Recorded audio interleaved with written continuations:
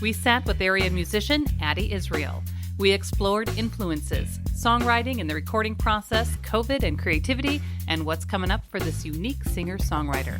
You can find more conversations, food reviews, live music, and events on our website, lacrosselocal.com. I'm Amy. And I'm Brent. And this is Lacrosse Local.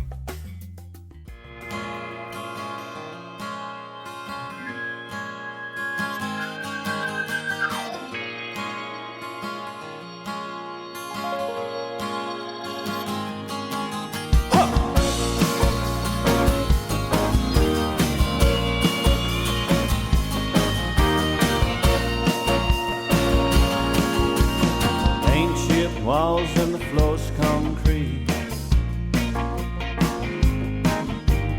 Granddad's home had no sense of heat.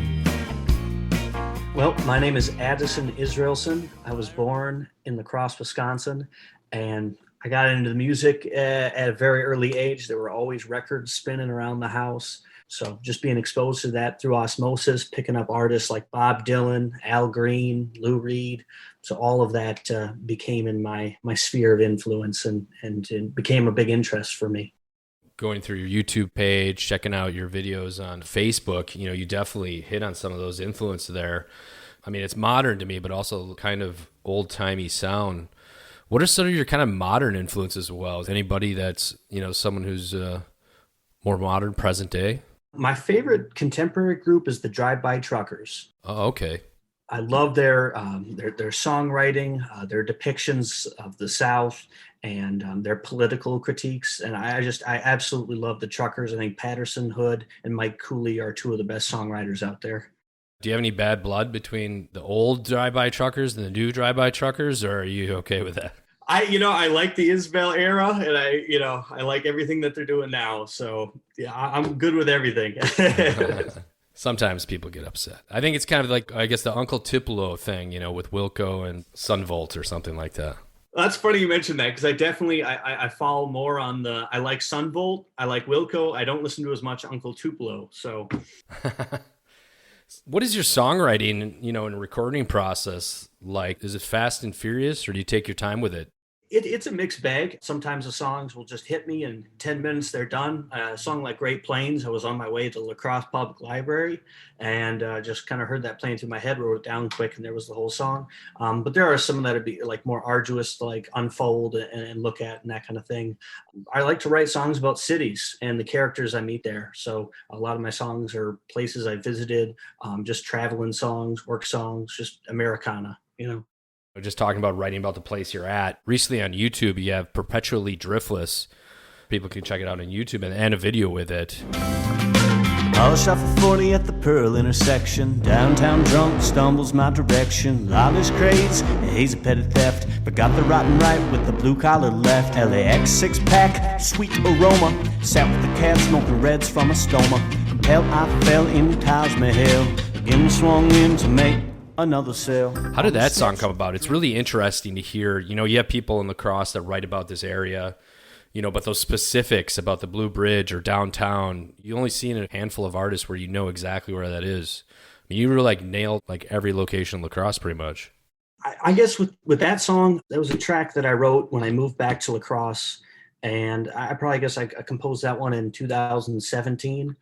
And I wanted to write about the characters and the people that I met right off the bat, and that have become some of my longest enduring friends, like Sam and Michael, that I name drop in that track. But also it's like I wanted to kind of touch on what Andy Warhol looks at with his, there's no stars in a New York sky, they're all on the ground. I think La Crosse has a lot of talent, there's a lot of interesting people, and there's a lot of beauty. And I just wanted to put little pieces of that into a song.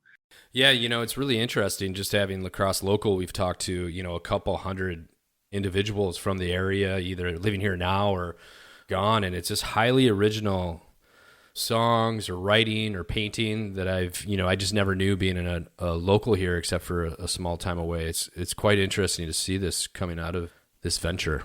I wager too, I think the Mississippi River has something to do with that. It just draws a lot of creative types. And I know a lot of great artists from La Crosse, both visual and musical. And I think they're drawn to the area. Like you mentioned, there's just a lot because of its beauty.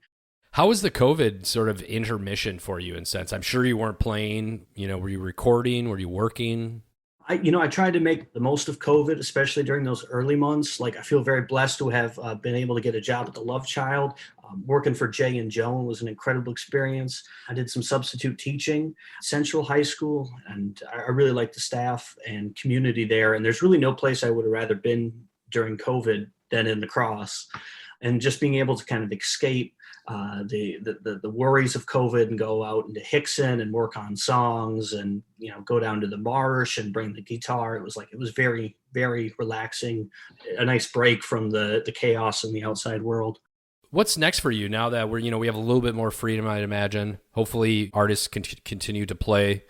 What's next for you the next 6 months to a year? Do you have any songs coming out, albums? Well, as of right now, I get my mail in Memphis, Tennessee. So I'm down south on the river, about 800 miles, just working on some new music. I've got a new record that's putting pieces together called Northridge Revisited. Obviously paying homage to Dylan, but a little bit of a nod to the Driftless area, Northridge Road in the Crescent. So if people want to find out more, what's the best spot to go to follow along? I put everything out on YouTube and Spotify, and everything will be released as Addi Israel, and links to my music and videos and such. I'm kind of an amateur video maker too, so like if you watch the Perpetually Driftless video, there's a lot of characters and there's a lot of people that are very close friends of mine that I put in the videos, and that's kind of what I like to base my videos off of. Is that, again, the stars on the street, the stars of people that you meet, and giving them their moment to shine. So why are you down in? Are you writing songs for other people, or is it specifically just to get close to the music scene down there? I really like Memphis, Tennessee. It's a very happening place. Yeah, it's obviously the origins of rock and roll. I came here for the historical perspective, and I'm also going to be taking some classes at the university here. So I'm very excited for this opportunity, and just being down here in Memphis is incredibly motivating musical experience as well. There's great music everywhere. Just being on that Mississippi River. Yeah, well, I mean, your sound definitely fits that too. I mean, you own it, man. Thank you, Brent. I really appreciate that. La Crosse Local Podcast is a production of River Travel Media. Do you have an interview idea you'd like to share with us? Message us on Facebook at La Crosse Local. Find out more about us at lacrosselocal.com, and you can subscribe to the La Crosse Local Podcast on your favorite podcast app. If you like us, rate us 5 stars. We appreciate it.